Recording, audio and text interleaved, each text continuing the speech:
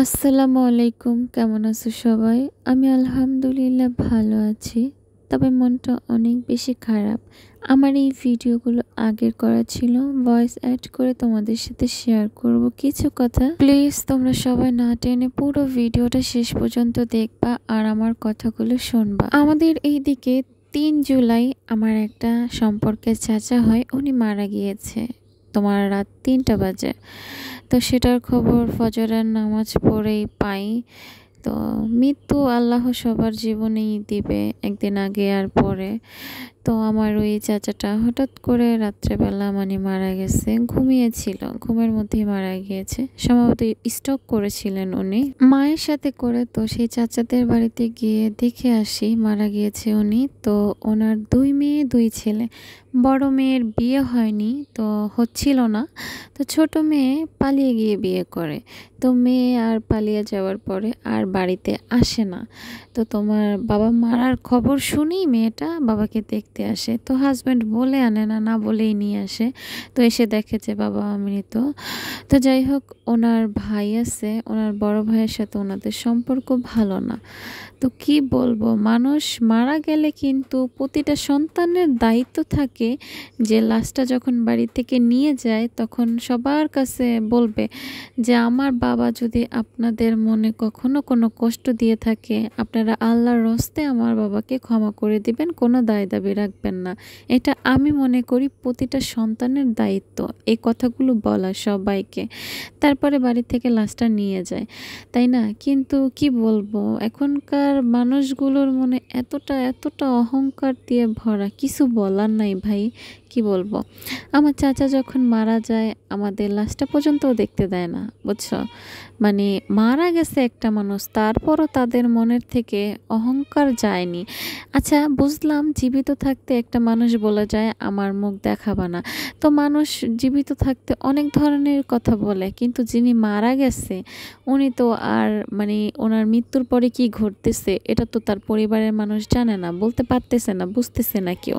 তো যারা জীবিত আছে তারা তো জানে যে একটা মানুষ মরে গেলে তার কোনো কোনো কিছুই মনে রাখতে হয় না, আল্লাহর কাছে ক্ষমা করে দিতে হয়। তো তাদের সন্তান হিসেবে প্রতিটা সন্তানের দায়িত্ব যে বাবা বলতে পারে রাগ করে, তাই বলে কি আমরা সেটা করব? কখনোই না। আমরা আরও বড় জোর বলবো যে তোমরা সবাই মাফ করে দিবা আমার বাবাকে, যদি কখনো কোনো ভুল করে থাকে। কিন্তু এখনকার মানুষজন কি বলে জানো, আমার বাবা বলছে লাশ দেখাবো না, ও জানি আমার বাপের লাশ দেখে না, এরকম ভাবে বলে। মরা কান্না করতেছে তখন ওনার ছোট মেয়েটা বলতেছে যে চাচার নাম ধরে বলতেছে ও যেন আমার বাপের মুখ না দেখে, আমার বাপ বলে গেছে। আল্লাহ মাফ করো, কিচ্ছু বলার নাই সত্যি। ইসলামের যে একটা আমাদের ইসলাম ধর্মের যে একটা মানুষের যে একটা শিক্ষা, সেই শিক্ষাটা এখনকার মানুষদের মনের মধ্যে নাই। মায়ের সাথে লাশ দেখে আসার সময় তো আমার চাচি আছে, উনি আমাদের বাড়িরই, উনি আমাদের সাথে আসতেছিল। তো আমি কাকিকে ডেকে আনলাম যে আসেন কাকি।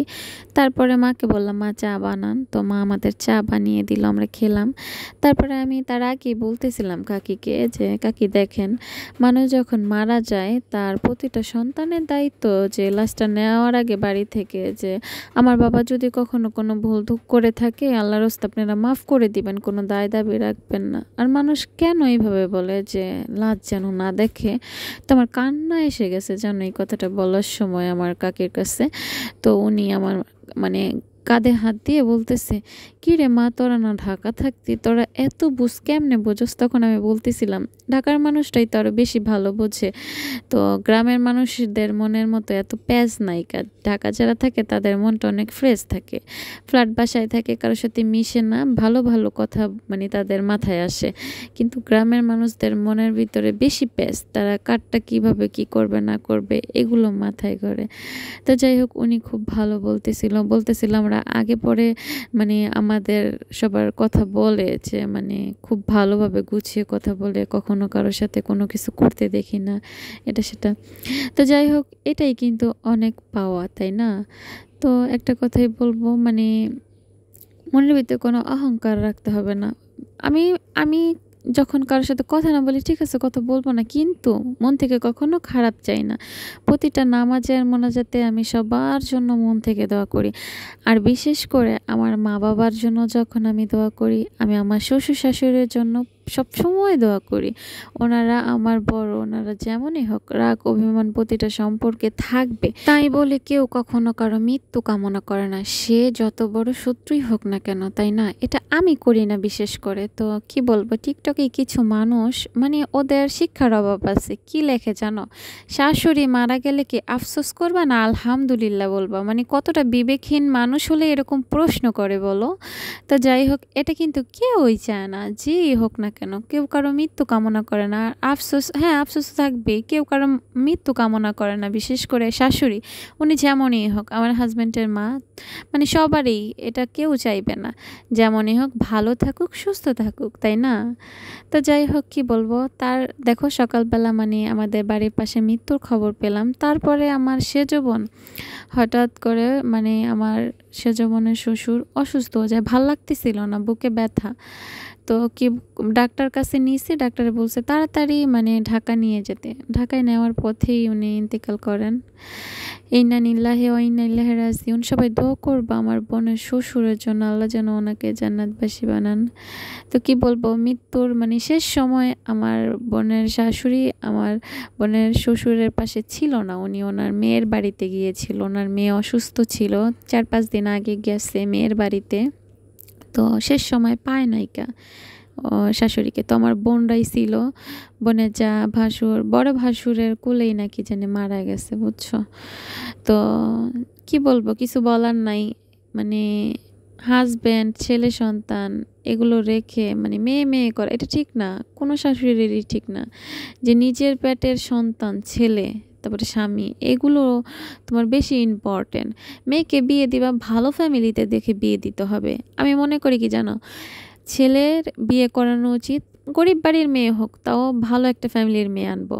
আর মেয়ে বিয়ে দিব ভালো, মানে ভালো অবস্থা দেখে বিয়ে দিতে হবে।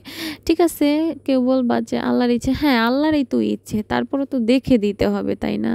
আল্লাহর ইচ্ছে আছে, তারপর নিজেদের দোয়া দোয়া দিয়ে সব কিছু পরিবর্তন করা যায়। যে আল্লাহর কাছে চাইবো যে হ্যাঁ যেন আমার সন্তানটা ভালো বাড়িতে বিয়ে দিতে পারি, তাহলে আল্লাহ সবার নেকি ইচ্ছেগুলো পূরণ করে দেয়, তাই না? তো যাই হোক, শেষ বয়সেও আমার মানে বোনের শ্বশুর তার বউকে পাশে পেল না, এটা ঠিক না। মানুষ যখন বয়স্ক হয় প্রতিটা স্ত্রীর উচিত তার স্বামীর পাশে থাকা। তো যাই হোক, কিছু কথা তোমাদের সাথে শেয়ার করলাম, ভুল ত্রুটি হলে প্লিজ সবাই ক্ষমা দৃষ্টিতে দেখবা। তো ভালো থাকবা সবাই, আসসালামু আলাইকুম, আল্লাহ হাফেজ।